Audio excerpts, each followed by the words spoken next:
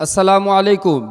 এ কোন দেশে বসবাস করি আমরা যে মানুষের একটু সমস্যা কেউ দেখতে রাজি না। ভাড়া দিতে মাত্র ৩ দিন দেরি হওয়ায় ঘরে তালা লাগিয়ে দিলেন, বাসার ভিতরে আটকে রাখলেন বাসা মালিক। এটাই আসলে বাংলাদেশের অবস্থা।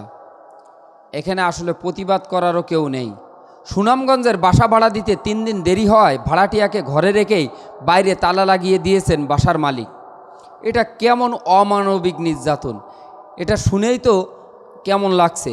সুনামগঞ্জের পৌর শহরের রায়পাড়া এলাকায় এ ঘটনা ঘটে। খবর পেয়ে পুলিশ ওই পরিবারকে উদ্ধার করে। যাক, পুলিশ উদ্ধার করেছে। পুলিশ ও স্থানীয় সূত্রে জানা যায়, জুন মাসের ভাড়া দিতে ৩ দিন দেরি হয়েছে।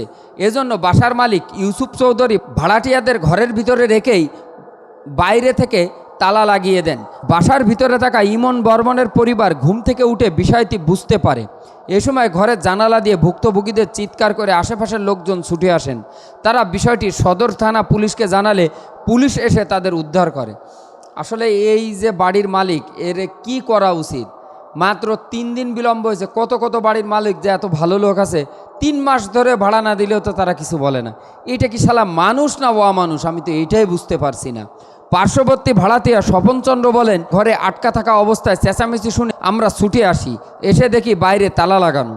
এ ঘটনায় নিন্দা জানিয়ে তিনি বলেন, মানুষের সমস্যা হতেই পারে, ভাড়া দিতে মাত্র ৩ দিন দেরি হয়েছে।